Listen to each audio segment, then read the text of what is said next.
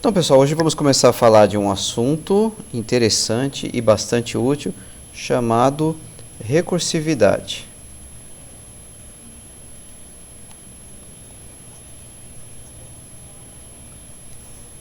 Trata-se de uma coisa razoavelmente simples. Quando eu tenho uma função, imagine, por exemplo, vamos criar aqui um procedimento, um procedimento que dentro do próprio código ele chama a si próprio. Isso mesmo. Quer dizer, uma função ou um procedimento que chama a si próprio.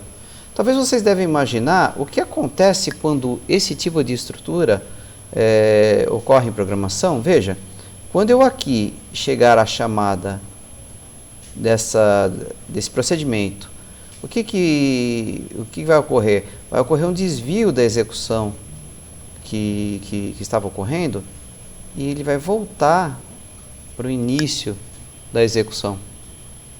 Estranho, não? Sim. Então, como que está acontecendo aqui um loop?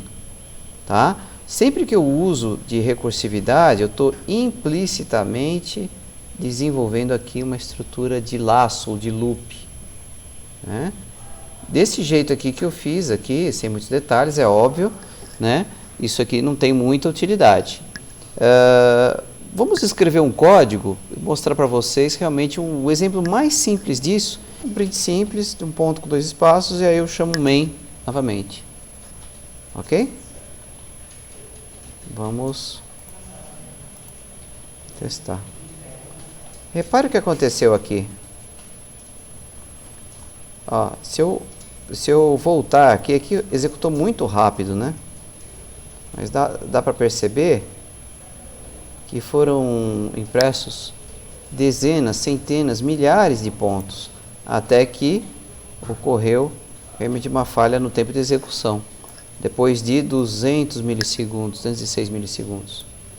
Né? Então, isso rodou, realmente fez esse papel de loop, perceberam? Porque muitos pontos apareceram, né? Esse print aqui ocorreu várias vezes e depois isso ocorreu alguma falha que interrompeu o código. Na verdade, a falha que ocorre é o seguinte: acabou uma certa memória que existe, que é para ser usada nesse processo de chamada de funções. É a conhecida memória de pilha. Essa memória de pilha existe justamente para salvar os retornos, os pontos de retorno de funções quando elas encerram o seu código, né? Onde é que elas vão continuar executando. Isso aí é salvo numa memória, e é uma memória de pilha, ou seja, eu vou empilhando os retornos. Nesse caso, como o meu código teria infinitos retornos, o que acontece? Uma hora essa memória se extingue. E aí ocorreu aquele erro lá, aquele segmentation fault, né? Foi um erro em tempo de execução. Ok? Então vamos fazer agora, nós vimos que, em primeiro lugar, isso funciona. Desse jeito aqui, como um loop infinito, isso não é útil.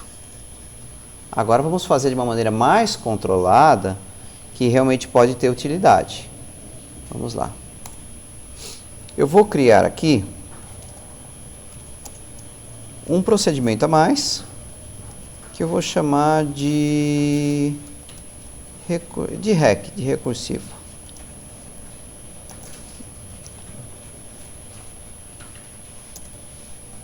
E recebe um parâmetro n. Ok? E aí,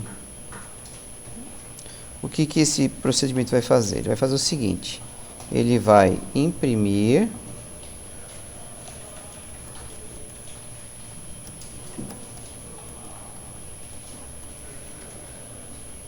o valor, um valor inteiro, e uma vírgula e um espaço.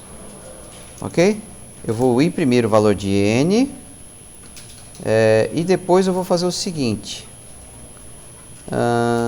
se esse valor de n, esse valor de n, ainda for menor que 10, eu vou aumentar o valor de n e vou chamar a função recursivamente.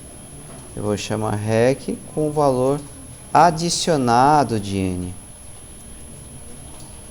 Isso, só isso. Então, eu vou imprimir o valor. Caso ele seja menor que 10 ainda, eu vou chamar recursivamente com um n um pouquinho maior. Ok? Então, agora, isso aqui vai mudar, vai ficar mais interessante. Eu chamo agora, lá do main, uma única vez o rec, começando com 1. Percebam aqui então, vamos lá. Chamo o rec, começando com 1. Ele vai imprimir o valor. Caso esse n seja menor que 10, eu chamo o rec de novo, só que com o valor acrescido. A diferença fundamental é que aqui eu tenho um teste. Isso aqui não vai continuar indefinidamente, infinitamente. Tem uma limitação aqui. Ok? Vamos vê-lo executar. Olha que interessante. Agora não ocorreu erro. E eu consegui imprimir os números de 1 até 10. Perceberam? Parece que eu fiz um for, um loop for. Parece que eu fiz um loop while ou qualquer coisa assim. Um do while. E eu não usei nenhum desses comandos. Eu usei apenas uma chamada recursiva.